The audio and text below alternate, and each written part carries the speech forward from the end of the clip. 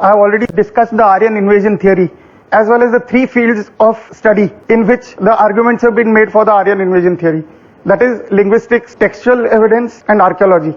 When we are examining the Aryan invasion arguments in each of these three fields, we come across very solid evidence disproving the Aryan invasion theory and proving that the Vedic Aryans did not come from outside. Most significant of all is the archaeologists, all of them agree that there was no change in the ethnic composition of the people in the Vedic area from 5000 BC to after 1000 BC. Now, according to all the linguistic consensus now, the Proto-Indo-European people in their homeland, wherever it was situated, were together till 3500 BC at least. And it is after that, between 3500 and 3000 BC, that the 12 branches started separating. Now, what is the basis for this chronology?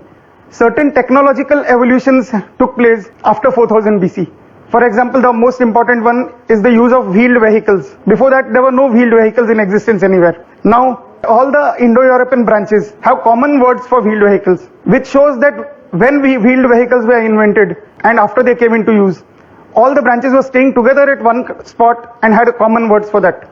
If they had separated before, then they would have had different words. They would have coined different words in different areas. So, this is a very solid linguistic clue telling us when the Indo-Europeans split, the 12 branches split from their original homeland and went off in different directions.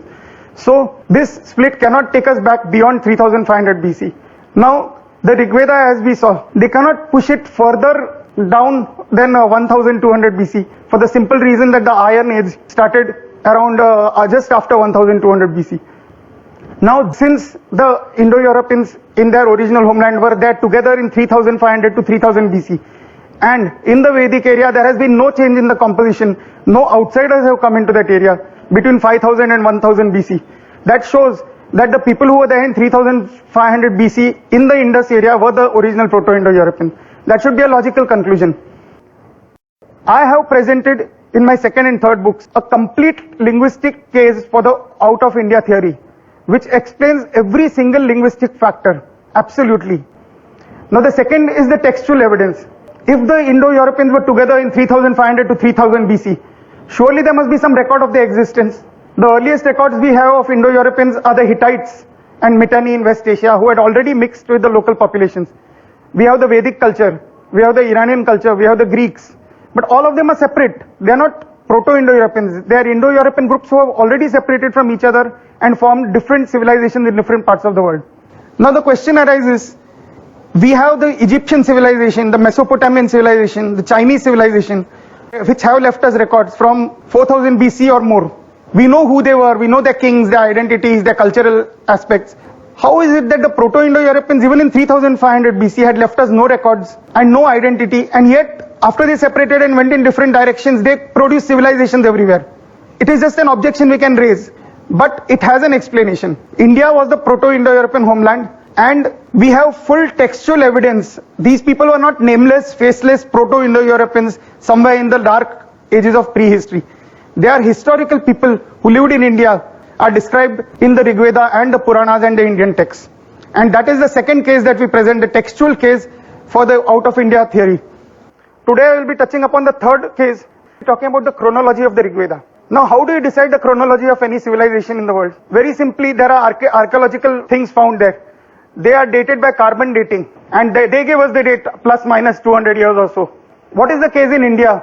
We have the Indus Valley civilization, which goes back beyond 3500 BC. And we have written inscriptions there, but they have not been read. They have not been deciphered. The earliest decipherable and datable inscriptions we have in India are the Ashoka pillars, and they are just 300 or so BC. Before 3rd century BC, we do not have any this thing. We have the Rigveda. Now I will quote what Michael Witzel has said. He says, the Rigveda still has the exact same wording in such distant regions as Kashmir, Kerala and Orissa, and even the long extinct musical accents have been preserved. These words have not changed since the composition of these hymns circa 1500 BC. They were orally composed and strictly preserved by exact repetition through by-rote learning until today. Not one word, not a syllable, not even a tonal accent were allowed to be changed. He says we can actually regard present-day Rigveda recitation as a tape recording of what was composed and recited some 3000 years ago. Afterwards he says they are equivalent to ancient inscriptions. Finally, he tells us we can rely on the Vedic texts as contemporary sources for names of persons, places, rivers, as snapshots of the particular period and area in which they were composed. In other words, we do not have inscriptions before the Ashoka period, but we have the Rigveda, which is as good as an inscription because it has been preserved exactly as it was when it was composed, or whatever additions have been made have been scientifically studied and documented by scholars. Now the Rigveda has one advantage over other inscriptions. It is much more voluminous and detailed. There are 1028 hymns and 10,552 verses. So we have plenty of material frozen from that period. But what is the disadvantage? Unlike actual material inscriptions, it is not exactly datable by material methods. But we have datable material, inscriptional material outside India. We have it in West Asia. It was discovered in the last century. In northern Syria and Iraq, there was a kingdom ruled by a dynasty of kings called the Mittanni. The kingdom was not an Aryan language speaking kingdom. They were speaking the non-Indo-European language called Hurrite. But the kings, they had purely Vedic names, and it has been analyzed by all the Western scholars. Some Vedic gods are mentioned. That is, in one inscription, you find references to Varuna and Indra and the Ashwinis and the Maruts. But the most important thing is the large array of personal names adopted by the ruling class. They are found in datable records all over West Asia and Egypt, so they are dated. In fact, we have even earlier words. There was another class of people in West Asia called the Kassites. Now there, according to Witzel, he dates them to 1677 BC. Others date them to 1700 BC. The Kassites, also like the Mittanni, they were not speaking an Aryan language. What this means is that their ancestors were speaking Vedic language. And after they went into West Asia, they completely got integrated into the local populations and they adopted the local languages. But out of conservatism, they preserved their names. Now, that is the case of the Mittanni. In the case of the Kassites, who are found 300 years before them, they were not Indo-Aryan or Vedic speakers. But you find the sun god Suryas and Marut and Bhaga. And you find the name of one single king, Abhirathas. That is Abhiratha, also a pure Vedic name. And this again is accepted by everyone that they are not Indo-Europeans, but they have this Vedic name.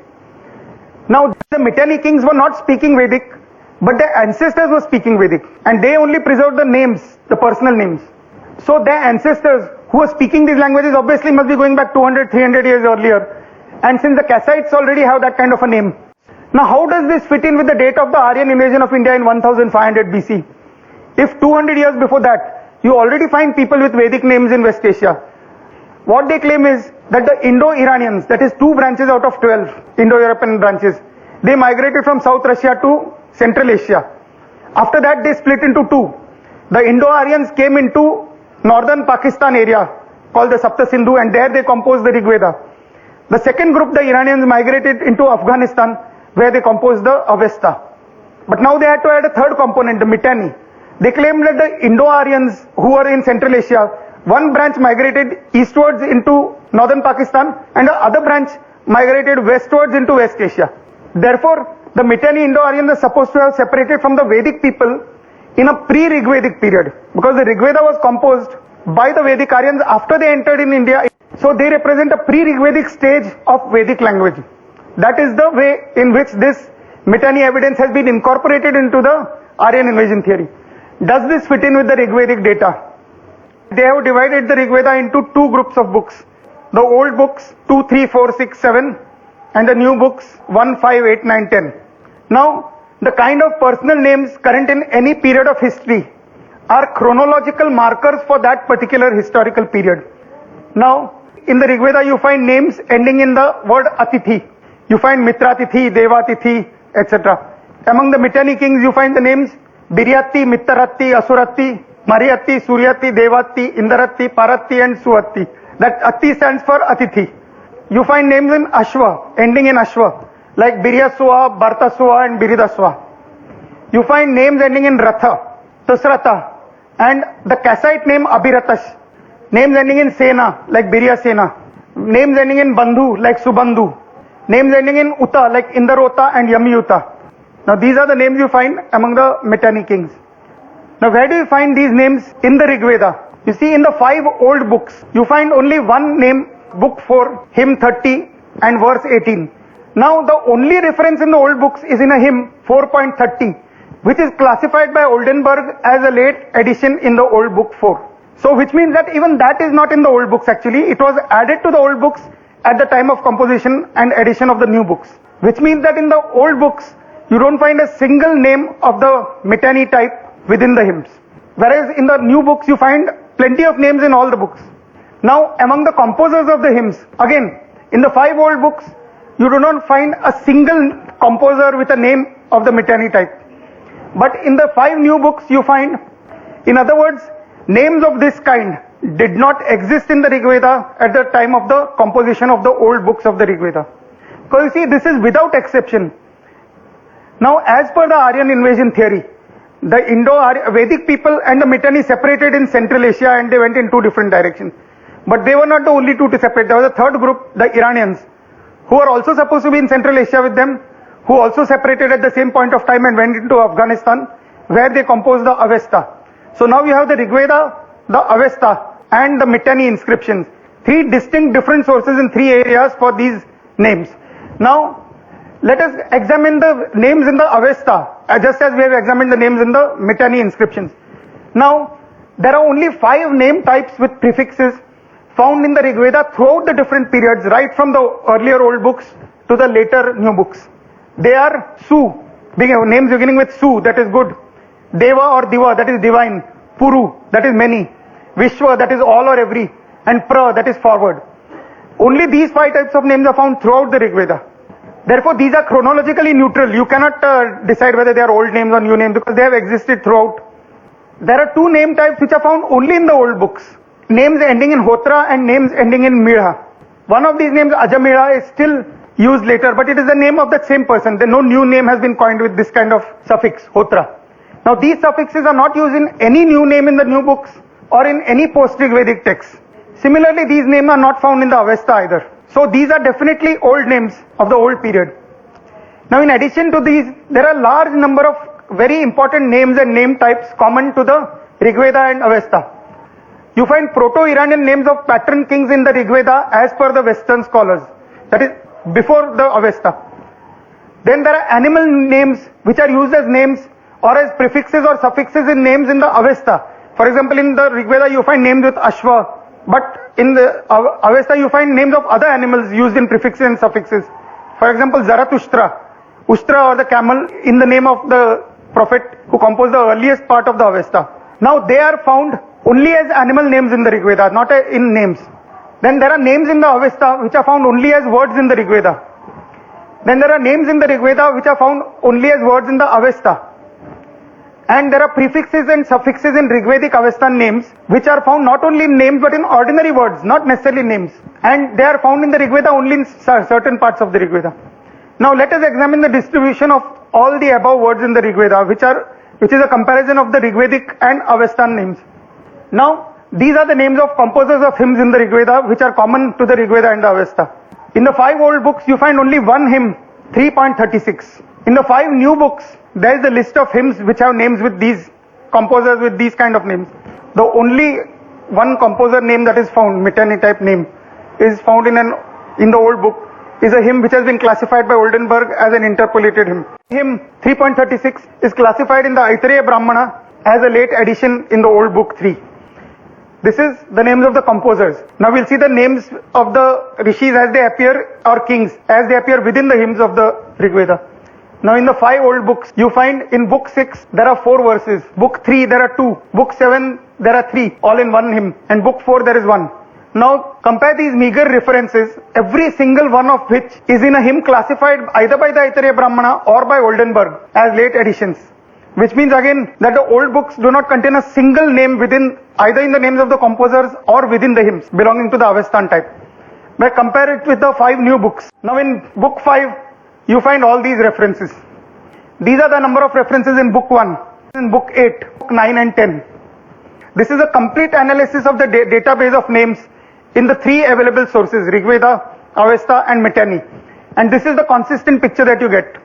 This classification into old and new books is also done by the Western scholars. I have shown within the old books that book 6 is the oldest, 3 comes after that, then 7 and then 4 and 2.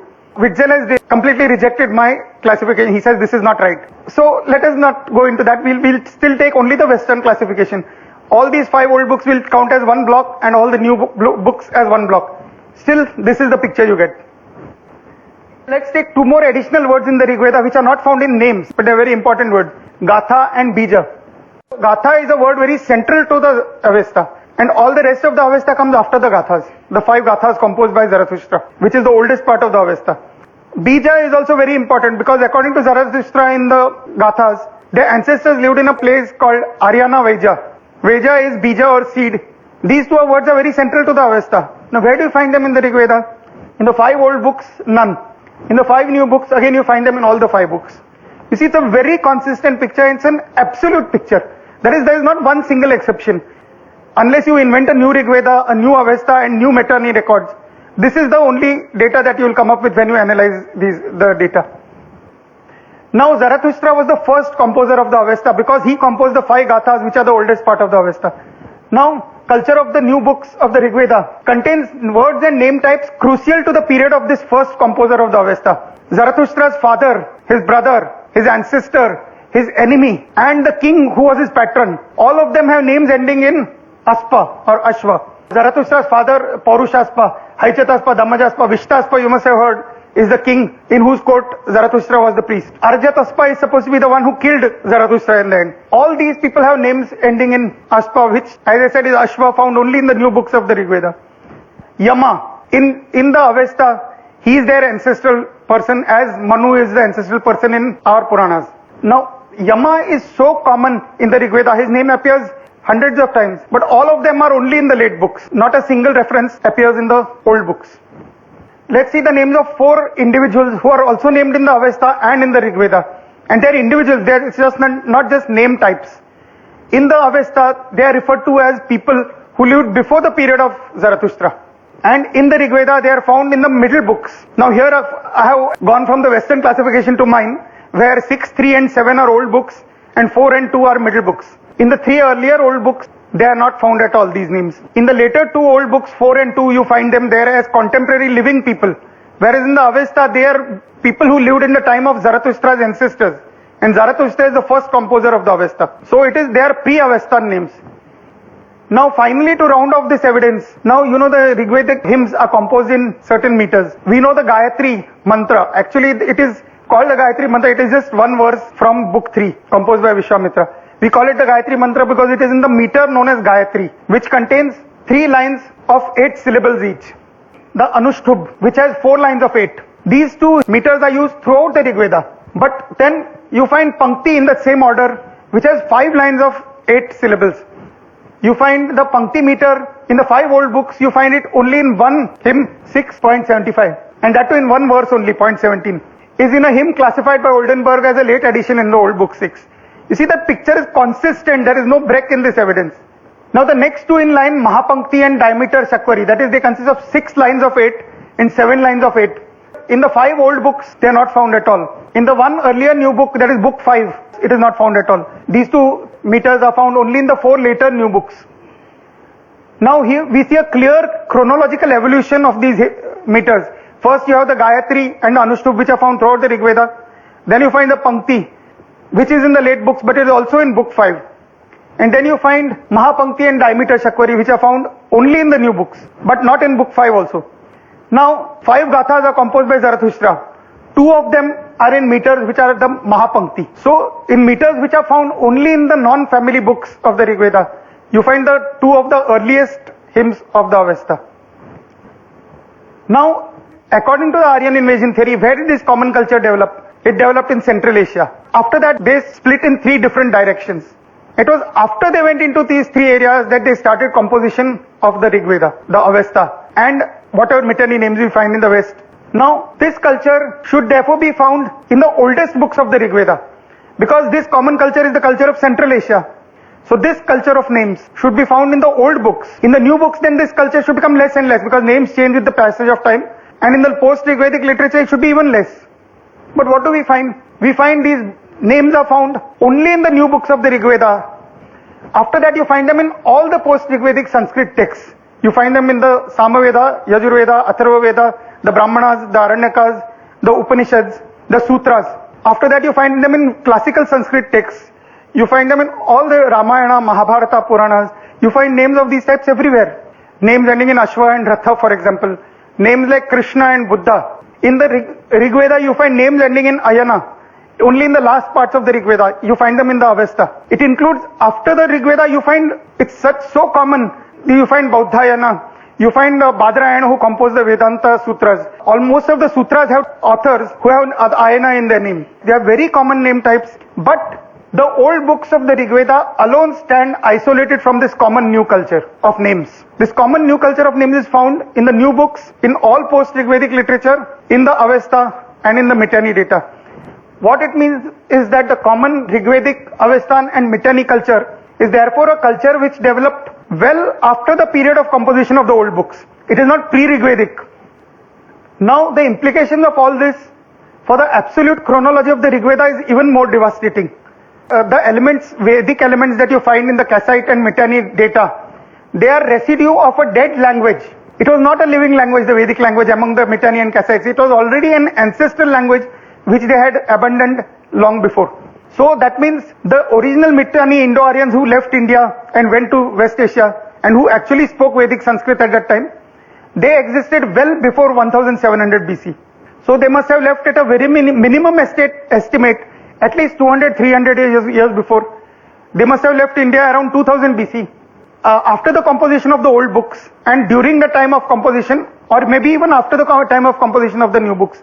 Therefore, the new books of the Rigveda were composed before 2000 BC. Because when the Mittanni were leaving India and they took this culture with them, it was already a living culture which was fully developed with all these name types. And this culture was taken by the Mittanni and the Proto-Iranians out of India before 2000 BC.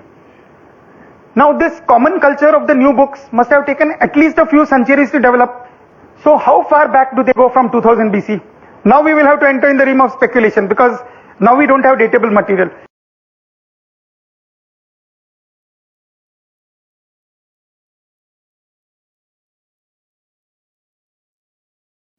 Video पसंद आने पर कृपया like करें, share करें और channel को subscribe करके bell icon ज़रूर दबा दें ताकि हमारे आने वाली वीडियोस की जानकारी सबसे पहले आप तक पहुंचे। धन्यवाद।